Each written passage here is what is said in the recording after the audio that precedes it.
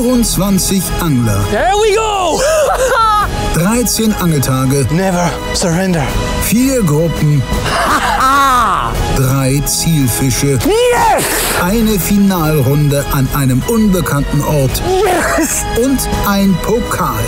Der YPC Bank 2022 wird präsentiert von Hearty Rice, Feel the Difference, Scotty Just Grill Anywhere und LMAB. Every great story starts with a cast. Hallo liebe Zuschauer und herzlich willkommen zur 9. Episode des YPC Bank 2022 und damit zum ersten Angeltag der Gruppe C. Die französische Marke Ilex, die für High-End Raubfisch-Tackle bekannt ist, schickt wie immer Mark Patschowski ins Rennen. Der YPC Bank Vizemeister von 2020 und amtierende YPC Best Champion kam letztes Jahr als Gruppensieger bis in die Zwischenrunde. Kann der Hesse diesmal die Finalrunde erreichen? Auch Daniel Andriani, YPC Best Vizemeister, schafft es zuletzt bis in die Zwischenrunde. Der Mann aus Simbabwe, der für Hecht und Barsch.de startet, konnte 2021 die meisten Top-Waterfische des Turniers landen. Mal sehen, ob er dieses Jahr wieder verstärkt auf Oberflächenköder setzt. Toon van Ham, der jüngste Teilnehmer im Feld, schaffte es bei seinem Debüt 2021 fast bis ins Halbfinale. Nur wenige Punkte fehlten dem Belgier. Toon ist hochmotiviert, dieses Jahr vor allem beim Barschangeln eine Schippe draufzulegen und tritt wieder für Weston, eine Top-Raubfischmarke aus Dänemark, an. Für Christian Wienecke, der als Savage Gear Teamangler ebenfalls mit Top-Tackle einer dänischen Marke fischt, steht der große Wurf beim YPC noch aus. Bisher scheiterte der Hamburger 3-mal jeweils knapp in der Vorrunde. Christians Training war länger, härter und auch erfolgreicher als in den Vorjahren. Vielleicht gibt ihm das die zusätzlichen Prozentpunkte, die er für die Qualifikation braucht. Die Marke Stroft ist für hochqualitative Schnüre Made in Germany bekannt und wie ihr Teamangler Florian Hassenpflug erstmals beim YPC dabei. Flo kann wie Christian auf ein sehr erfolgreiches Training zurückblicken. Geguidet von Teamkollegen und einheimischen Raubfischexperten durfte man täglich große Fische in seinen Instagram-Stories bewundern. Komplettiert wird die Gruppe mit einem weiteren Neuling.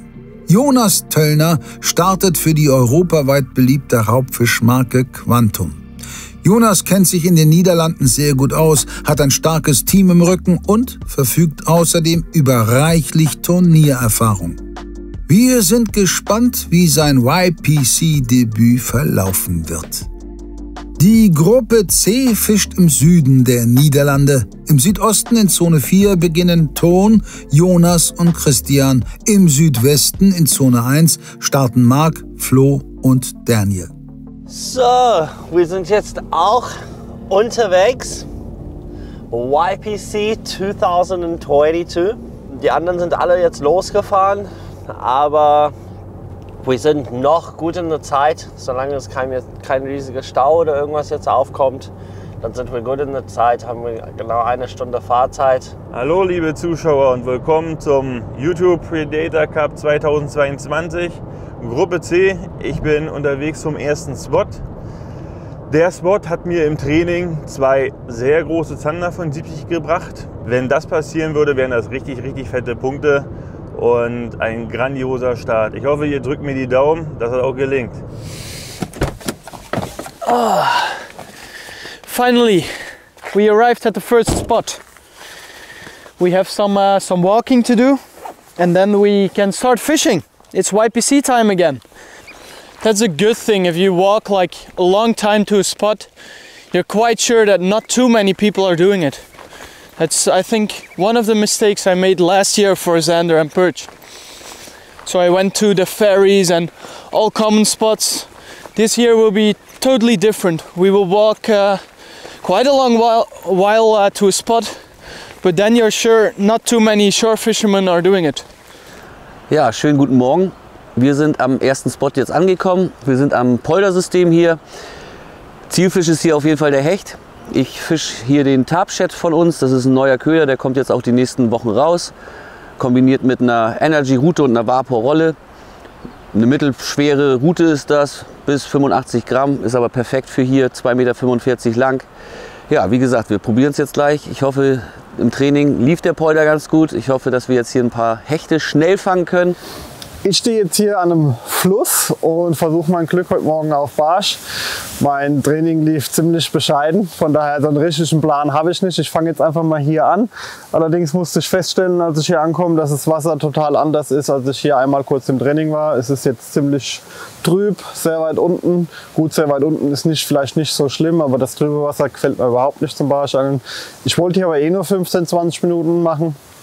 Und dann habe ich so 2 Sachen im Kopf, die ich machen könnte. Mal schauen, wie es wird. Das Quirl wird es schon richten. Hoffe ich.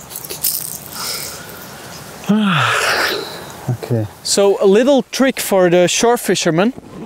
If you use a small net, you can do something like this. So you just take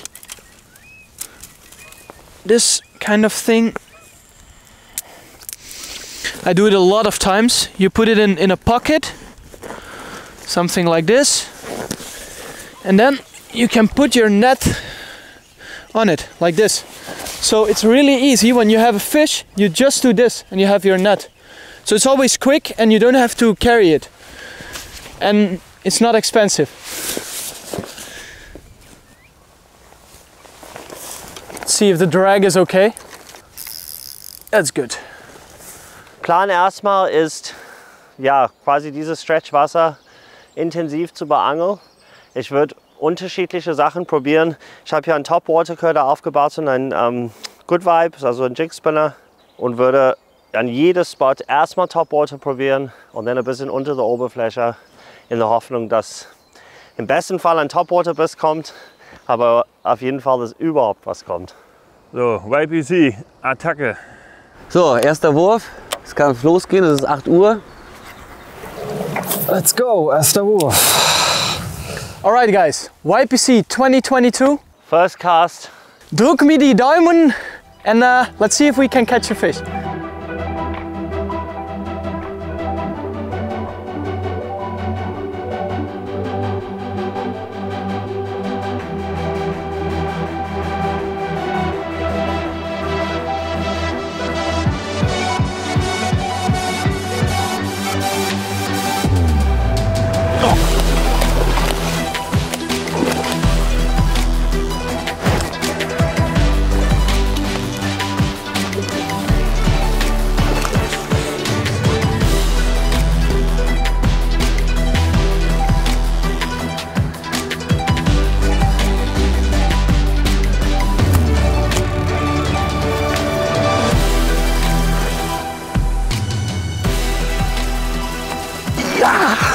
Bam, geil. Start, wie wir es wollten, ey, geil. Ja, sauber genommen auf den Tarpshed. Dazu kann ich kurz sagen, das heißt Tarpshed und nicht der Tapoonshed. Das habe ich gestern im Interview etwas falsch gesagt. Erste Spezies.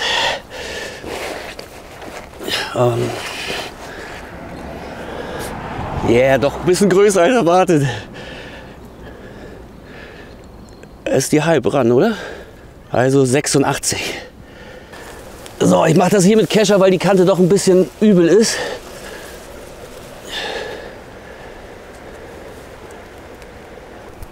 Geil, sehr gut. So sollte es anfangen. Jetzt Ziel ist es jetzt, so wie es jetzt gerade angefangen hat. Auf jeden Fall noch ein bisschen hier bleiben. 86 Punkte, Alter, ist geil, muss ich sagen. Die Fische im Training waren hier im Schnitt ein bisschen kleiner. Daher, was will man mehr? Weiter geht's. Traumstart für Jonas. Keine 5 Minuten sind um, da liegt der erste gute Wertungshecht im Kescher. Team Quantum holt sich die ersten 86 Punkte, bevor Flo überhaupt angefangen hat. Ja, guten Morgen zusammen. Erster Tag YPC. Wir sind ein bisschen spät dran. Wir haben eine lange Anfahrt gehabt. Das war der allererste Wurf heute. Und ja, mal schauen, ob was geht. Wir sind an einem Kanal unterwegs. Wir wollen versuchen, Barsche zu fangen. werden ordentlich Strecke abdecken, um die zu suchen hier. Ja, drückt uns mal die Daumen, dass das klappt. 86 centimeters is a good pike. Well done. That's a good start for you. Let's hope that we can show you something as well. Yeah. Oh, fish. Good strike. Sander, I think. Good. That's good for the confidence. Too bad. This one is really stuck. Some kind of a rope, I think. And we have to tie again quickly. Too bad we lost the first strike. Would have been quite cool to like have it already. The bait I will be fishing with, at least the soft bait I will be fishing with almost 90% of the time, is a Bulties 9.5 centimeter. This is in a color sand pearl, which imitates, at least I believe so, gobies. And it seems like the predators like this fish to eat. So this is just another example of match the hatch and try to simulate what they are feeding on. I think it makes a good difference. Die Fische scheinen aktiv zu sein. Ein Fisch für Jonas, ein Biss für Ton und plötzlich hat Christian einen Fisch im Drill. Ach. Ein Rapfen.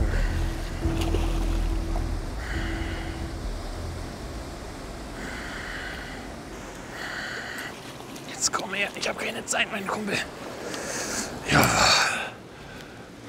Schöner Drill, der hat echt Spaß gemacht. Schöner Fisch, aber definitiv falsche Fischart. Also der Fats Tailspin hat geliefert. Ja, komm her. Hier hat er sich auch ganz schön reingehauen. Ja, diese Barschfarbe ist immer wieder der Bringer. Also Alles immer dabei, wenn ich angeln gehe. ja, so 60 cm dürfte der wohl haben. Tja, falscher Fischart. Egal. Schöner Drill. Schauen wir mal, ob hoffentlich gleich der Barsch kommt. Fische ich doch der Multi-Vibe und muss mir einen Plan machen, wo ich meine 2 Topwater-Ködern wechseln kann. Ich wechsle mal immer zwischen den Yo-Zuri Stick, dem von Mollix, ein bisschen dünner. Ich denke, der lasse ich raus. Finde ich ein neuer Spot für ihn. Und das wäre wo? Schauen wir mal. Ne, das war bescheuert. Das war echt bescheuert. Timmy Boy? Das war bescheuert, hm? Das musste er schneiden, glaube ich. Das war so bescheuert. Wow, Daniel. So, viel zu viel Zeit verschwendet am ersten Spot. Jetzt weiter geht's. Pass auf, hinter dir. Ach. So, da ist der erste Barsch, aber den brauche ich nicht zu messen. Der ist auf jeden Fall nicht maßig. Hat aber den Fat Tailspin schmecken lassen. Tja, der nächste Mini-Barsch, leider wieder die falsche Größe. Ich freue mich ja über jeden Fisch, aber nicht heute in diesem Format. Das ist zu klein. Das war's mit dem ersten Spot. Die Fische, die ich erwartet habe, sind nicht da. Der Rapfen hat zwar wirklich Spaß gemacht an der leichten Route hier, aber nee, so ist es halt. Training funktioniert, im Wettkampf leider nicht. Jetzt schnell zur nächsten Stelle und da kommt dann hoffentlich ein dicker Hecht.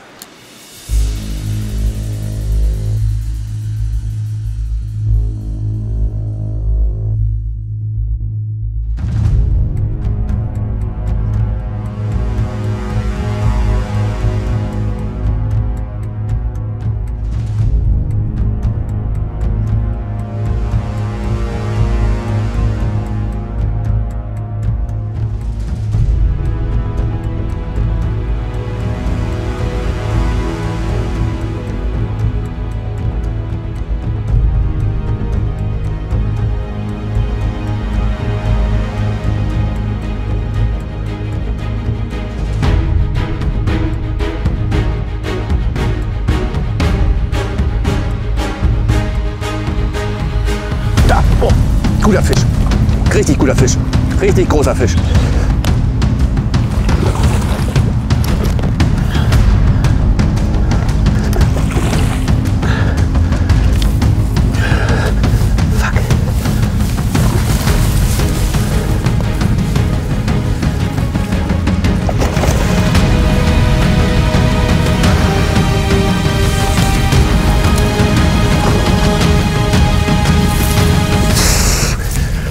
Nicht schön, aber selten gemacht.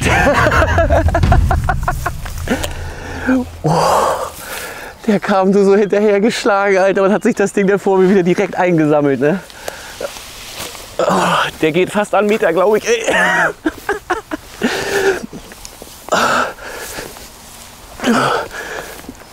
Das ist im Verhältnis zu dem Fisch von eben, ist das ein Fisch. Leute, der Fisch ist, die Scale ist noch feucht, das ist 5 Minuten vielleicht. Oh, Alter, komplett weg.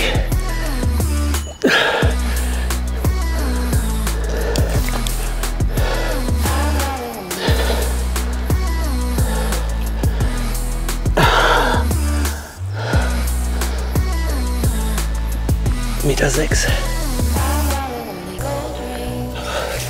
Oh, der hat Bock.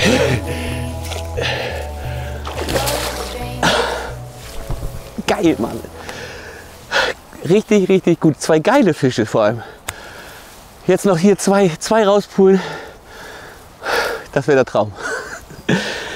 Nee, super. Also das ist ein Fisch, den man braucht und der auch richtig wichtig sein kann. Das sind halt einfach mal ein Fisch, der stehen bleibt auf jeden Fall in der Wertung.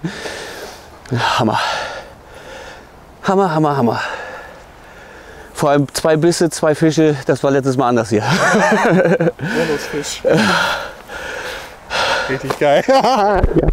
Sauber. Das ist der bisherige Erfolgsköder.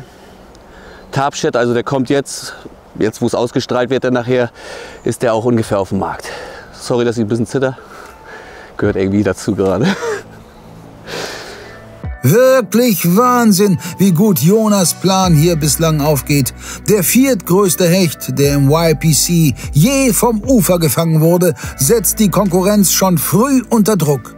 Beim Spotwechsel habe ich ja mitbekommen, dass Jonas schon ziemlich dicken Hechter in die Wertung gebracht hat, 1,6 Meter.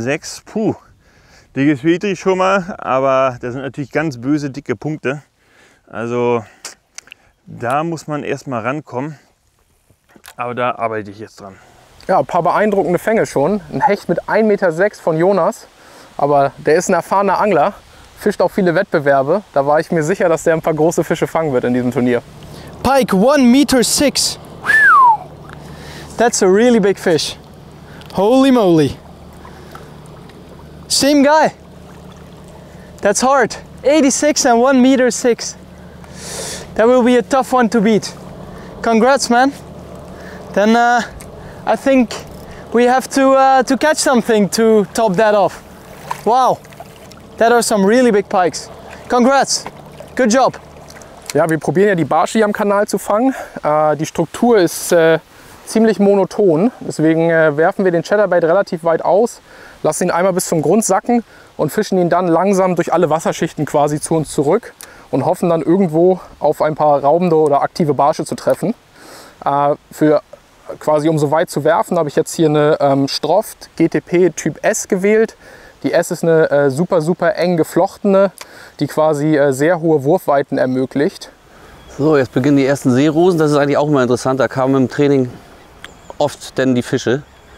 Also auf dem Stück, wo wir jetzt waren, kamen auch Fische, aber Seerosen hat halt immer noch mal ein bisschen mehr Charakter. Naja, nochmal darüber. Da war es das hier schon. Kein Barsch zu Hause.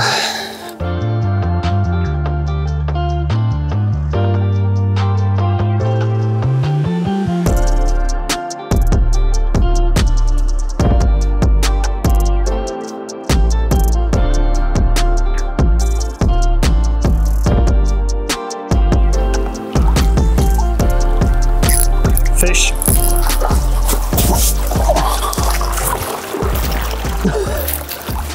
Nicht der ersehnte 40er, aber immerhin mal ein Wertungsfisch. Oh. Wahnsinn. Da ist der kleine Barsch, aber ich bin froh, dass ich ihn habe.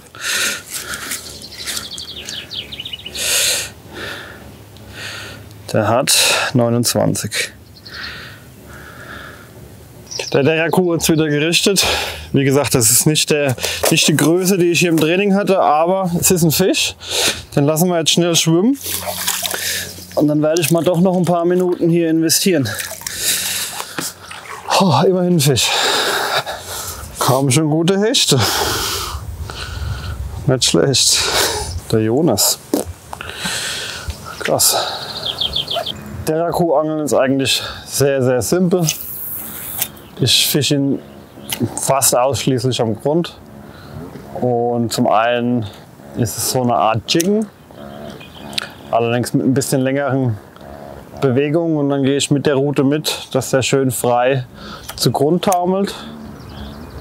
Oder aber, was ich auch viel mache, ist, wenn er am Grund angekommen ist, ihn einmal kurz anschicken und dann nur ganz langsam über Grund kurbeln.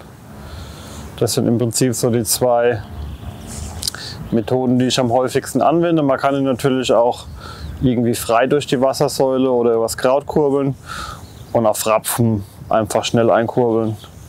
Dann fängt das Ding auch Rapfen, aber zum Barschangeln benutze ich ihn doch immer sehr hart am Grund. Und dieses Einkurbeln hat mir eben diesen 29er Barsch gebracht. Der hat Spaß da drüben mit seiner Motorfräse, gell? Nee.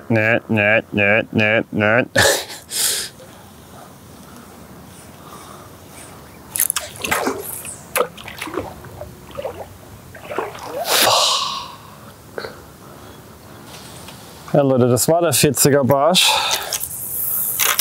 Da ist hier gerade vor meinen Füßen reingescheppert, aber hat nicht gehangen. Das ist jetzt so ein bisschen doof, weil eigentlich wollte ich hier gar nicht so viel Zeit verbringen. Ich dachte, entweder es kommt gleich Kontakt und er hängt, oder es sind halt eben nicht da. Aber das ist jetzt so, ich meine, es ist natürlich schön, dass da Fisch ist, aber eigentlich wollte ich hier so lange gar nicht machen. Naja. Marc hat auch was gefangen, ein kleiner Barsch. Kann natürlich am Ende wichtig sein. Für mich persönlich war Barsch auch das Schwerste bis jetzt im Training. Also immer gut, sage ich mal, wenn man die abgehakt hat. Aber solide Hechte vom Jonas. Ja, jetzt kam gerade die erste Meldung von den anderen Leuten rein. Also Marc hat jetzt einen Barsch gefangen, ich glaube 29. Ja, werde ich auch noch versuchen zu fangen heute hoffentlich. Also 29, mir ist wirklich der Barsch einfach haben. Aber wie gesagt, so wie es jetzt angefangen hat, werden wir hier auf jeden Fall die Stellen, die ich hier habe, abfischen, um eigentlich zu versuchen, die 4 Hechte zu kriegen. Weil das ist einfacher jetzt als Barsche zu fangen, beziehungsweise Zander zu fangen für mich. Ja, es wird so oder so, glaube ich, extrem schwierig, der Gruppe, muss ich sagen. Also ich habe schon ehrlich gesagt damit gerechnet, dass die anderen schon gut fangen. Mein Plan ist ein bisschen riskant. Ist quasi alles oder nichts. Also ich habe gedacht, bei der Stärke meiner Gruppe, die Top-Water-Punkte wäre sehr, sehr, sehr wichtig. Da kann man 30 Punkte dazu holen. Und ich habe jetzt quasi ein Gewässer ausgesucht, das ich eigentlich den ganzen Tag angeln kann, hauptsächlich Topwater. Und entweder kriege ich meine Fische so zusammen, ein paar Fische, oder halt nicht. Aber wenn es passiert, dann immerhin kommt immer die 10 Punkte dazu auf Topwater. Daniel kündigt an, den ganzen Tag am selben Kanal fischen zu wollen. Christians Taktik ist eine komplett andere. Nachdem auch das Hechtangeln keinen Fisch gebracht hat, möchte er jetzt schon den 3. Spot angreifen. Er setzt heute also auf viele verschiedene Angelstellen. Ja, im Training hat es hier geklappt. Im Wettkampf leider nicht. Da lässt mich der Spot jetzt auch hängen. Deswegen ist jetzt als nächstes eine andere Fischart dran. Hier hätte ich es ja auf Hecht vornehmlich abgesehen. Jetzt werden wir zu einem Barsch-Spot fahren und dann gucke ich mal, ob ich davon dann vielleicht schon mal einen abhaken kann oder ein paar mehr und werde mich danach noch mal mit dem Hecht beschäftigen. Beim Barschangeln kann auch immer mal ein Hecht kommen, deswegen ist das vielleicht nicht die schlechteste Strategie. Also weiter geht's. Ja Leute, der erste Spot hat jetzt leider keinen Fisch gebracht. Wir werden jetzt mal weiter zum nächsten fahren und hoffen, dass es da mit einem schönen Barsch klappt. Also ihr habt gesehen bei meinem Surface Lure, dass ich ja einen Schwarzer fische. Ja, also die Theorie ist, dass Schwarz kann der Fischer ganz gut sehen, weil an der Oberfläche alles ist hell natürlich über der Oberfläche und mit irgendwas Dunkleres, das fällt eigentlich ganz gut auf. Deswegen Schwarz für Oberfläche ist sehr häufig eine gute Wahl. Und ich hoffe, dass es sich heute auch so bewährt, diese Theorie. Aber das ist der Grund auf jeden Fall, wieso ich Schwarz jetzt erstmal ausgewählt habe.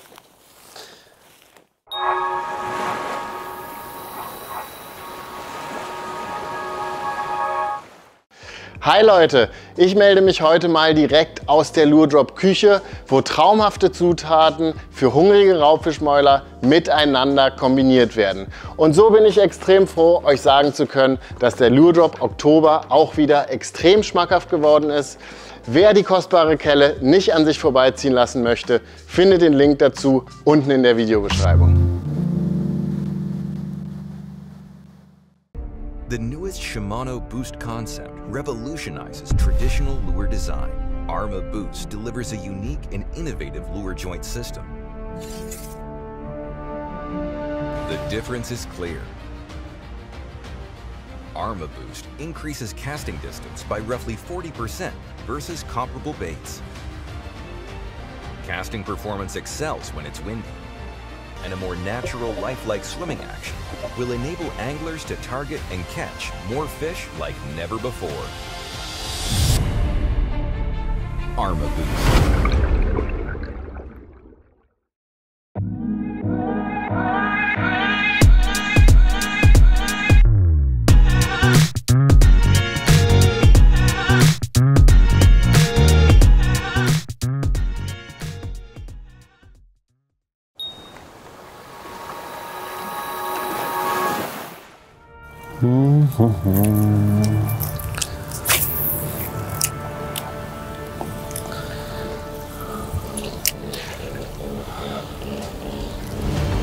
Fisch.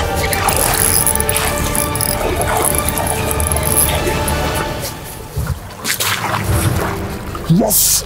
Yes! Yes! Here's the 40. Ah, Leute. Der Chubby. Das ist ein Barsch-Crankbait, mit dem ich groß geworden bin, sozusagen. Ich bin ja schon wirklich sehr lange bei Elex. Und das Ding ist, ja, wenn man einfach irgendwie Barsche sucht mit dem Chubby, findet man sie. Ich glaube, der hat die 40. Das werden wir jetzt gleich mal sehen. Oh ja, der ist drüber. Der hat 41,5. Bedeutet 42. Einverstanden? Ja, gut.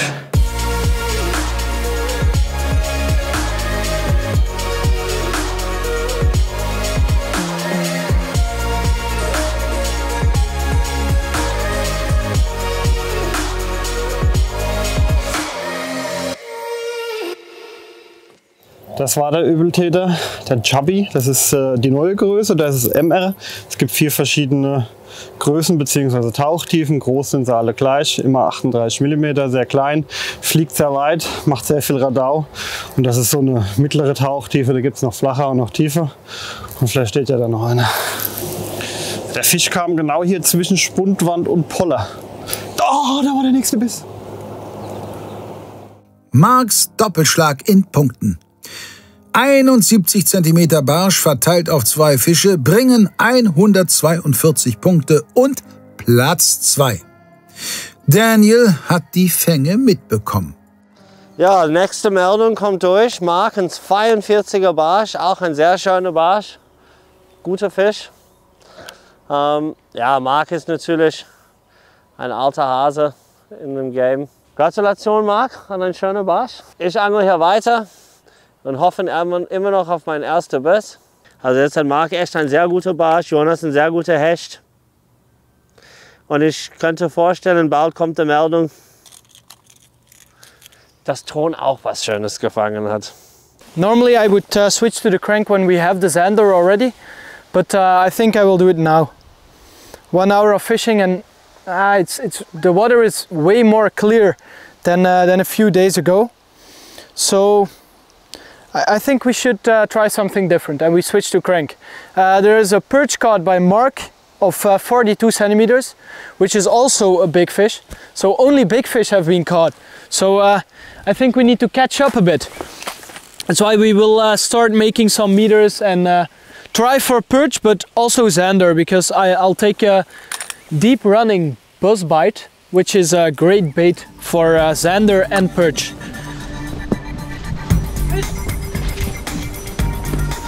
Immediately perch. Not really giant, but don't come off, baby.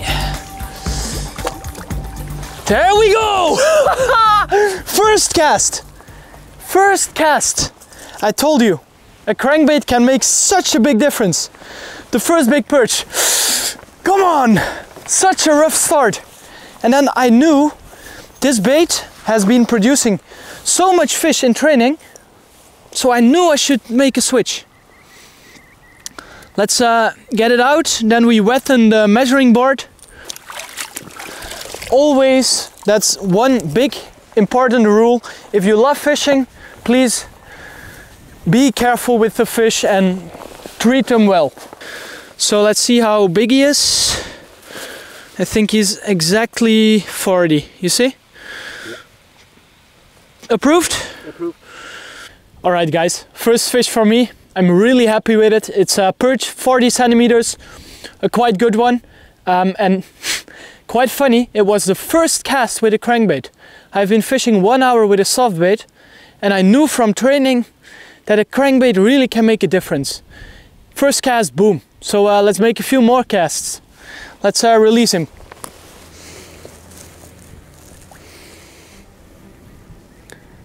There he goes. Super. Let's keep on going. Da hatte Daniel genau den richtigen Riecher. Der Köderwechsel auf den Bass Bite bringt Ton, den ersten großen Barsch und dementsprechend den 3. Platz. Wie ein weiser Mann, ich habe schon vorausgesagt, ein schöner Fisch vom Ton. Und da ist dann ein schöner Barsch, 40er Barsch. Auf dem Weg zum nächsten Spot hat Ton gerade in die Gruppe gepostet. Er hat wohl einen 40er Barsch gefangen. Kein schlechter Fisch. Und Jonas, ein Meterfisch, ist natürlich auch toll. Ein Riesenfisch. Und noch ein 80er Hecht. Also es werden ein paar Fische gefangen. Ich verbringe jetzt erstmal eine gute halbe Stunde, fast 40 Minuten mit Autofahren. Aber das hatte ich so eingeplant. Wie gesagt, der Spot war weit weg von allem anderen. Und ich habe gehofft, da einen großen Fisch zu kriegen. Ich habe einen bekommen. Jetzt fahren wir ein bisschen Polderangeln und hoffen, dass wir da wenigstens 1 oder 2 Hechte kriegen. Das war die letzten Tage auch nicht so einfach. Zumindest an den Poldern, wo ich unterwegs war. Und dann melde ich mich hoffentlich gleich noch zurück mit Fisch. So I'll explain quickly the tactic I use with crankbaits. So this is the buzz bite. I cast it as far as I can do, and then I start reeling in quickly to get it at a certain depth. So let's say 3 meters, and if I achieve that depth, then I start working it slowly with the rod, with long pauses in between. That's most of the time it's killing for zander and perch. So don't forget to give a few breaks on the crank. That's the moment they take it. Also Leute, für die mich ein bisschen besser kennen, ihr wisst, dass ich bin echt ziemlicher Chaot. Egal vom Ufer oder vom Boot, alles fliegt überall rum. Deswegen bin ich echt froh, diese Lure Lock Boxes gefunden zu haben. Die haben so ein patentiertes System mit so einer Gel unten dran, wo die Köder quasi zum Boden kleben. Dadurch bleibt der Köder wirklich fest in ihrem Platz. Die fliegen nicht überall rum. Und für mich ist ideal, der Haken wird nicht alle miteinander verbunden und so. Wenn man möchte eine Wobbler rausnehmen, ist es einfach. Und ja, vor allem bleibt alles einfach in seinem Platz. Schon ganz geil. Kann ich echt empfehlen. So, den Erfolgsköder mache ich mal kurz ab. Wir haben jetzt ein Spinnerbait, das ist auch ein Prototyp, der kommt jetzt auch bald raus von der For Speed Serie. Als Trailer habe ich einen BS-Chat von uns rangehängt. Mal gucken, mal ein paar Würfe damit jetzt machen. Der macht halt ein bisschen mehr Druck jetzt unter Wasser. Ich glaube nicht, dass die Hechte hier nicht sind. Die sollen das halt mal spüren jetzt. So, wir sind jetzt am 3. Spot für heute. Ich habe zwar schon Fische gefangen, aber nicht in der Größe, die ich gerne hätte. Und nicht in der Art. Hier gab es im Training einige Barsche. Das ist ein Schleusenbereich. Der ist recht groß, deswegen sind hier viele Spots, die man abwerfen kann. Hier werde ich auch wieder Strecke machen und hoffentlich dann einen von den gestreiften in der richtigen Größe erwischen. Mit dem Hecht ist auch zu rechnen, deswegen natürlich Stahl. Ich starte hier mit dem Fat Spin wieder in Weiß-Silber. Das ist die Farbe, die hier am besten funktioniert hat und hoffe damit jetzt den ersten Wertungsfisch zu kriegen. Ja, sehr, sehr ärgerlich. Jetzt kam der erste Biss. Sehr, sehr großer Barsch. Habe ihn gesehen und er kam ab. Er war erstmal gut drauf. Ein großer Barsch. Also Mitte 40er Barsch.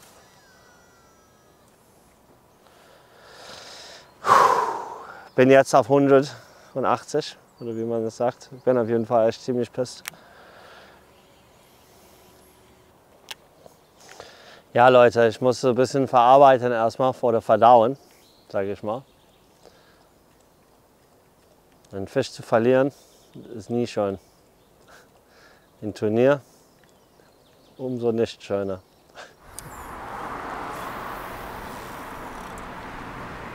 Nein, weg. Ah, scheiße. Oh, kleiner Hecht, so um die 60.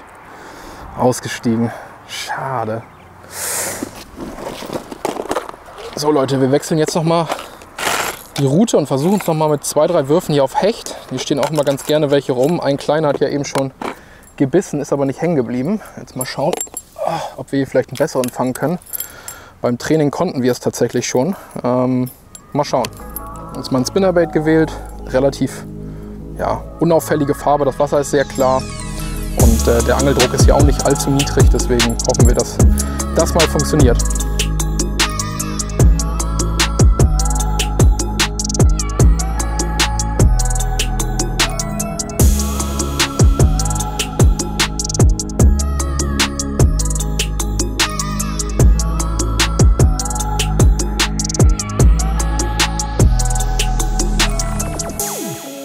Ja, wir haben uns jetzt hier einen kleinen Anleger gesucht. Hier ist heute ein bisschen Schiffsverkehr, das ist hier normalerweise nicht. Jetzt ist das Wasser auch ein bisschen angetrübt. Ja, ich bin mir noch nicht sicher, wie gut die Fische das finden werden. Schauen wir mal. Das ist jetzt das Bisswunder. Das wurde vom Anglerboard mal quasi mit konzipiert. Mit dem habe ich hier im Training geangelt, weil ich die Tarpschets erst vor 2 Tagen bekommen habe. Habe den aber vorher schon mal gefischt, den Tarpchet. Also war jetzt nicht so, dass ich den jetzt auf gut Glück hier einfach mal rangehängt habe. Aber auf das Bisswunder kam jetzt im Training halt hier die ganzen Kontakte. Das ist 16 cm ist der lang, hat hier und hier noch mal so ein paar Reizpunkte. Hat ja funktioniert auf jeden Fall schon mal hier. So I have the feeling the fish is here, but the water gets a bit more murky. Oh, we just switched to something fire tiger looking. So let's continue fishing, but with a color called Fire Perch of Weston, and it's a quite good color for sanders. So let's see. Yeah, fish. Big fish. Big perch, I think. Yeah, oh, big one.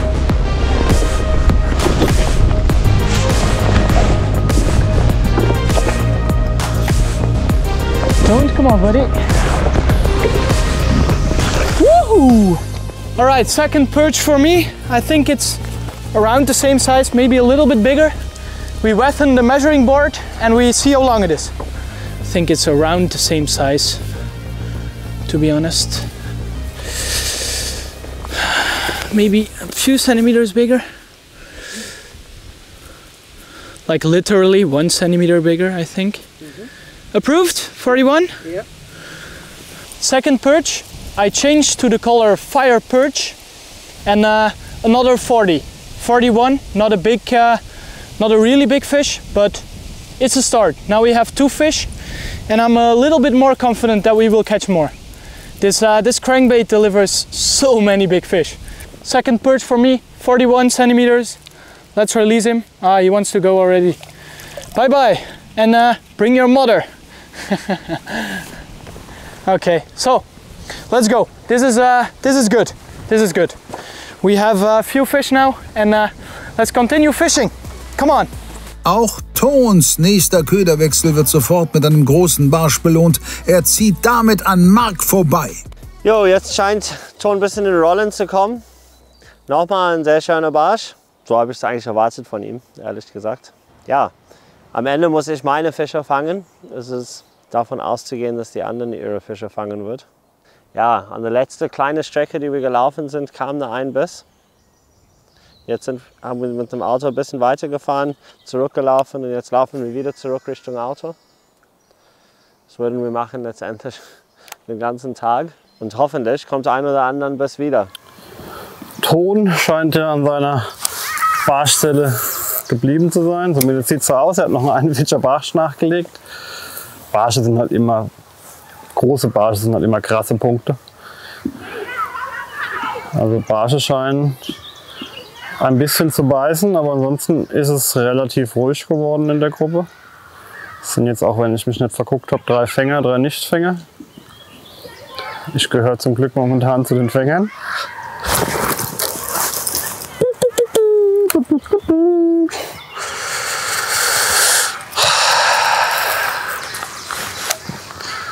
Der Hecht eben hinter meinem Köder, der war jetzt nicht sehr groß, der war vielleicht, wenn es gut läuft, Mitte 60, aber das ist im Moment erstmal egal.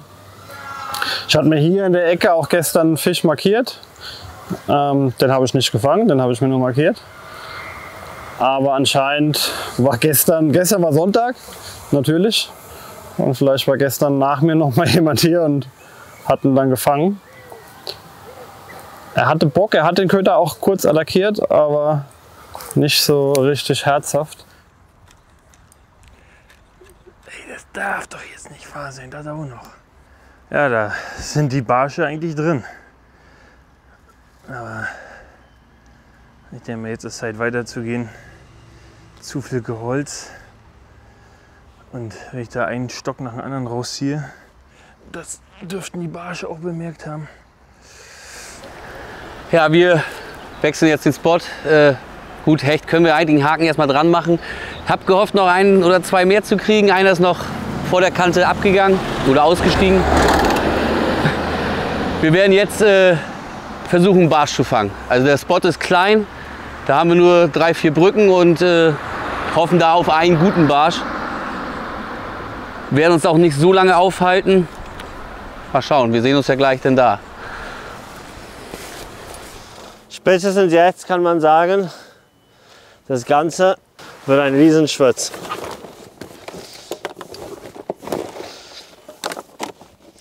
So viel steht relativ sicher. Hashtag Daniel unter Maltesers 10%. Nicht wirklich. Weiß man nie, ob man vielleicht doch einen Kescher brauchen wird. Alles zu? Nee, überhaupt nicht. So, Timmy, du bist echt kein Glücksbringer. We have 2 perch, and I'm quite satisfied, so to say, with the result. So I will tie on a new fluorocarbon line because I lost it, and I'll do some more zander jigging, just because it's still quite a good time for it, and the watercolor here looks better. Let's take an aggressive zander color. Sharp hooks. This one will do it. Now we can fish a bit more relaxed for a zander because we have 2 perch, and if we catch 1 zander we go back to the crank. I know that for sure, but yeah, let's just try to catch 1 zander. Let's go. And always something really important when crankbaiting, the drag is quite loose, so tighten it again. There we go. Nächster Spot, einmal durchgefischt. Hier ging leider nichts. Ich vermute fast, dass es ein bisschen zu laut ist. Sie haben ja mit dem Kran gerade Fahrräder und so weiter abgeladen. Hier ist alles voll Leute. Normalerweise liegt hier kein Schiff an. Probieren wir mal den nächsten Spot, vielleicht läuft es da besser. I heard something on the phone, so I think there's another fish caught. But there is not. Okay, even better.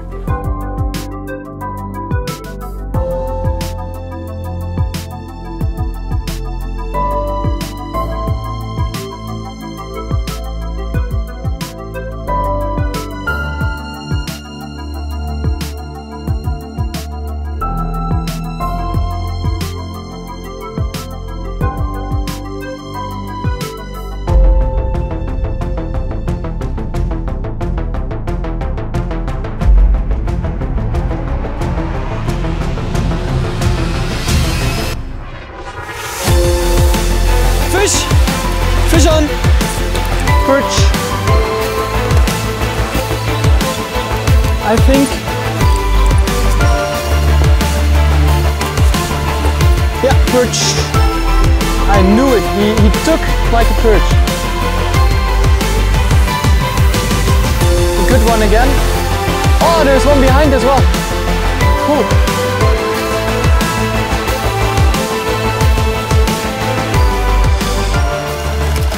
That's a big one. And there was one behind. That's again a little bigger perch than the one we had before. Let's just put him in the wet grass for a moment and wethen the scale again quickly.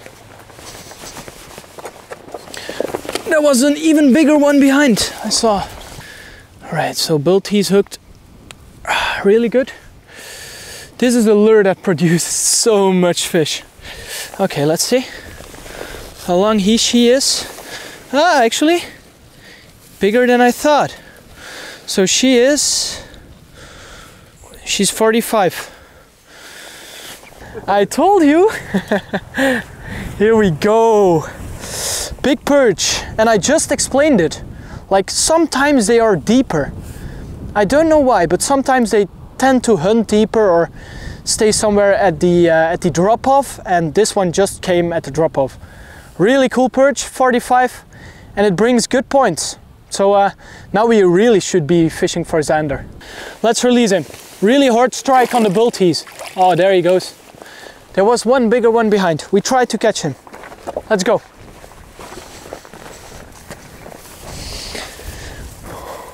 Yes, come on. Now we're on fire. A little bit of wind, some current, and fish starts biting. Nachdem in Gruppe B in 2 Tagen genau ein Barsch gefangen wurde, scheinen die Gestreiften nun wieder in Fresslaune zu sein. Oder liegt es an den Spots, den Techniken, den Ködern oder den Anglern? Ja, wie dem auch sei, es ist bereits der 5. Barsch in der Gruppe und der 3. für Ton, der sich damit die Tabellenführung holt. Come on, baby. Find a barsch. Find a barsch. Und wie groß? What do you think? 45. Right. Yeah? Wow. One knows him as Tone the Destroyer. And he again is destroying the scoreboard. Schöner Barsch. 45er ist wirklich ein schöner Barsch. Fängt man auch nicht alle Tage. Also Ton scheint die Fische gefunden zu haben, zumindest die Barsche. Respekt. Gut, er ist halt in der anderen Zone, er ist halt Zone 4. Zone 4 hätte ich auch gesagt, ist die Barschzone. Da ist schon wieder mal eine Schleie. Ja, Respekt. Das sind auf jeden Fall richtig viele Punkte, die Ton da am Sammeln ist. Und mit 3,40er Barschen kann man ins Turnier starten. Aber es sind noch, sagen wir mal, ein bisschen mehr wie 1,5 Tage, da kann noch viel passieren.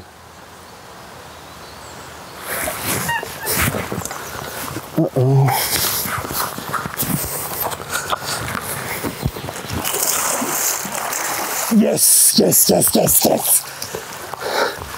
Da kann noch viel passieren, habe ich gesagt.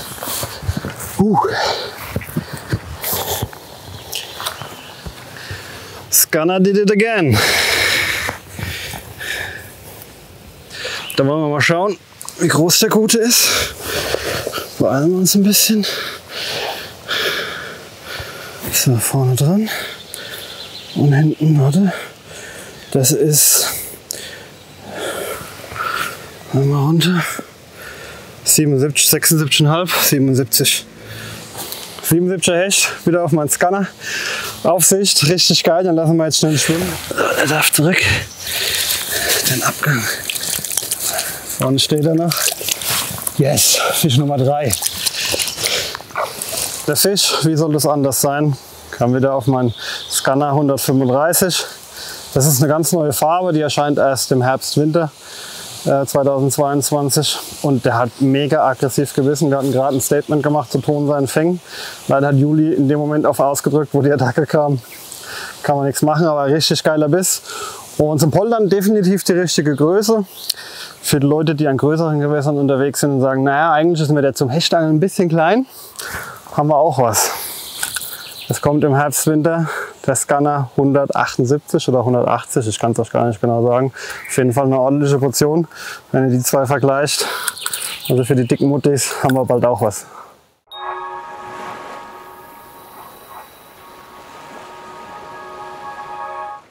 Der begehrteste Raubfisch-Adventskalender Deutschlands ist wieder da und er wird noch krasser.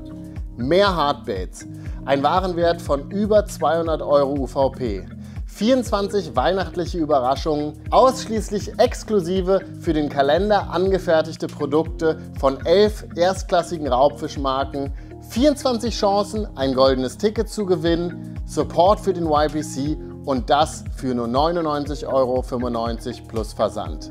Der Kalender ist limitiert, gehe nicht leer aus und sichere dir schon jetzt den Deal des Jahres.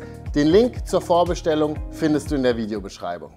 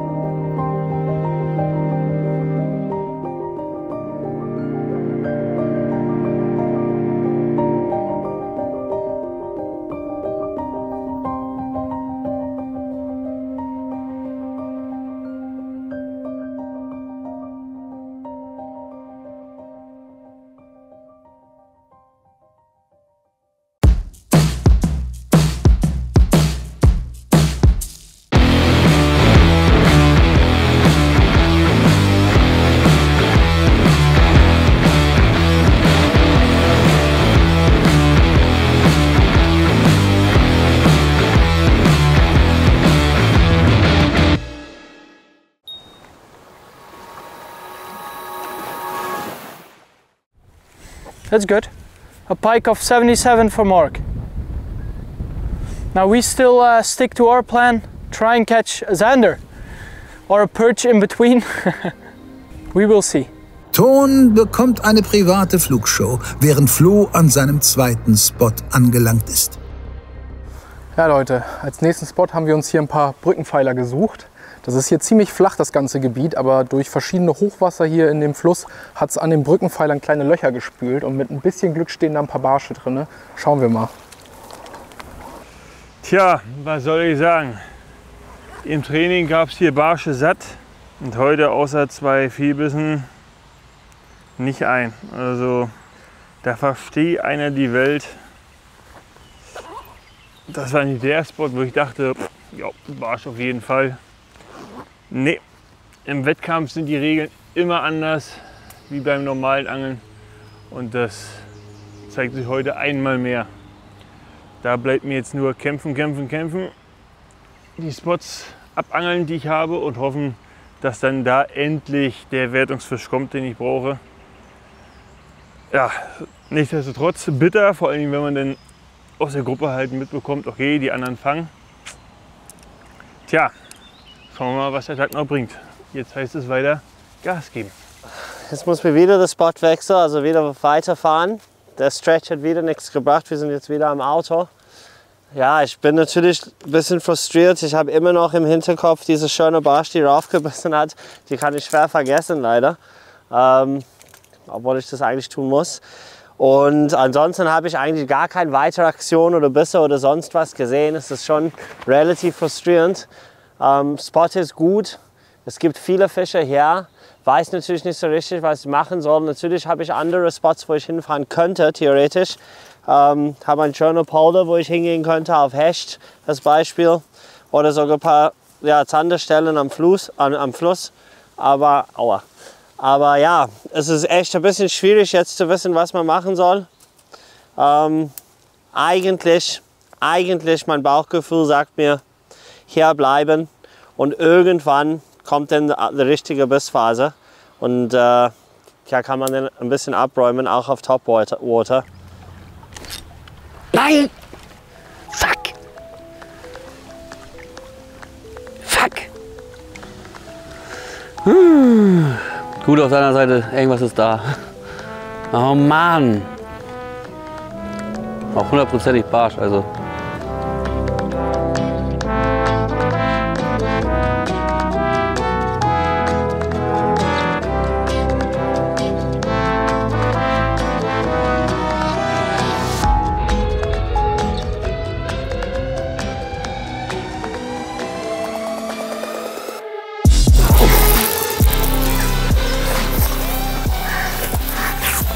Oh, da ist ein Baum, da ist ein Baum, da ist ein Baum.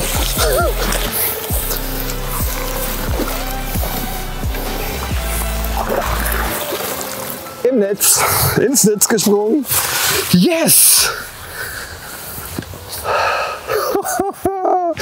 Unter die Brücke geskippt und einen Fisch gefangen. Ist das derselbe Fisch? Ich weiß nicht. Größentechnisch kann es hinkommen.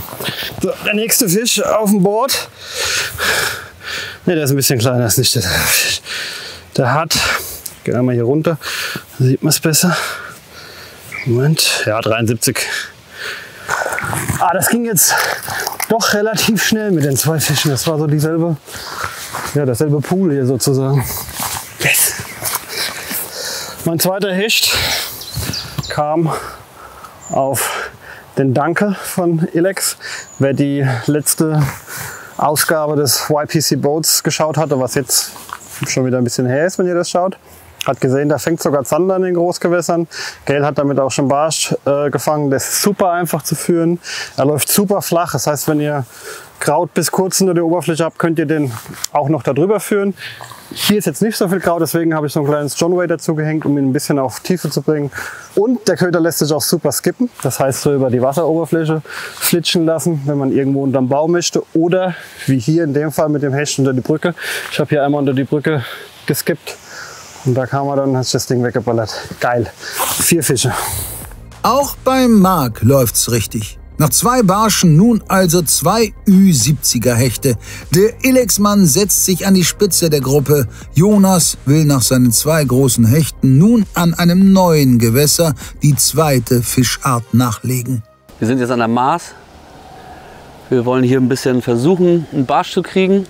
Haben im Training hier ein paar Barsche gekriegt und ja, es ist das Sinnvollste jetzt. Also wenn man bisher so mitkriegt, was die anderen fangen, also gut Ton, 3 richtig gute Barsche, alles ja, 80 plus Fische quasi, 80 Punkte Fische.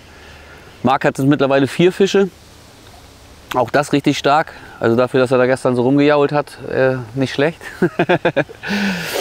Ja, und es gibt halt auch immer noch welche, die noch gar keinen Fisch gefangen haben.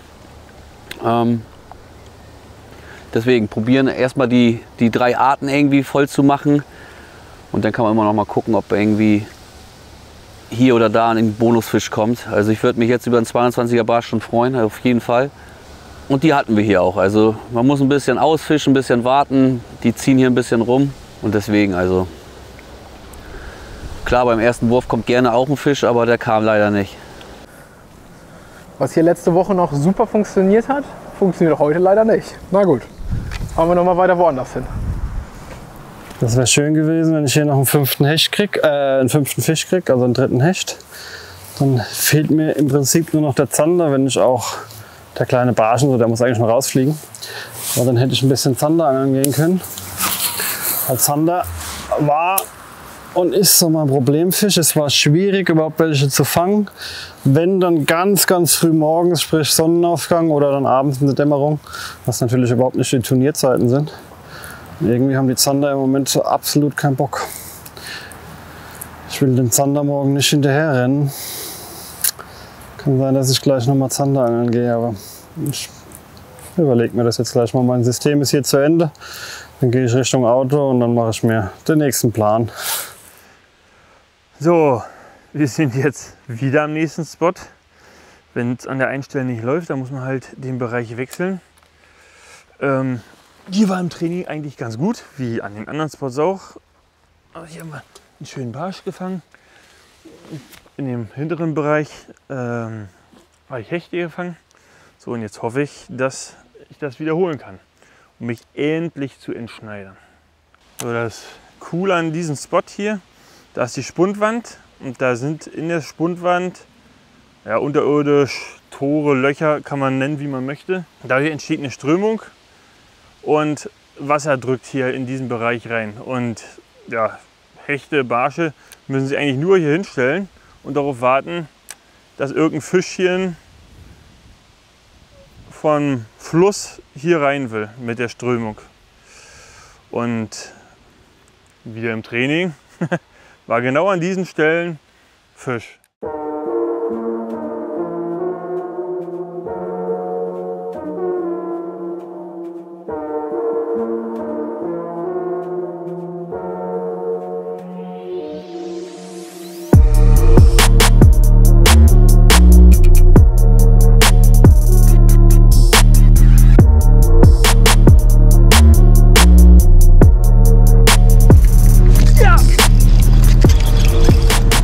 Perch, I think.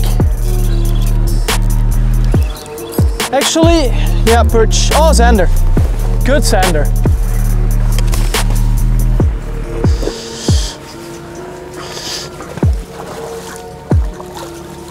Yeah!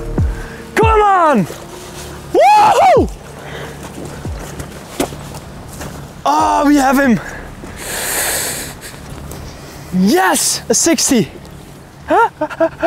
Ah, the plan is working. Yes, yes, yes, yes, yes.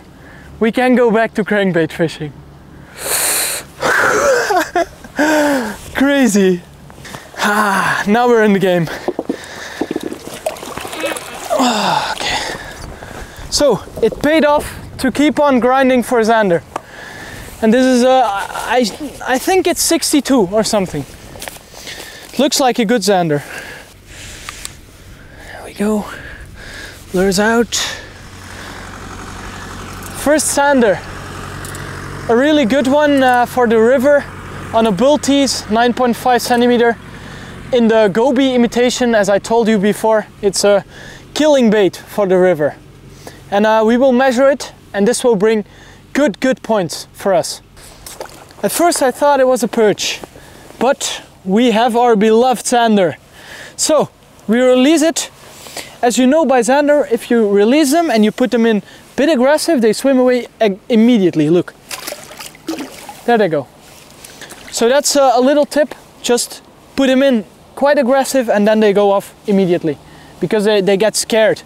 You don't throw them back, but just let it fall while you hold the tail, and then they go.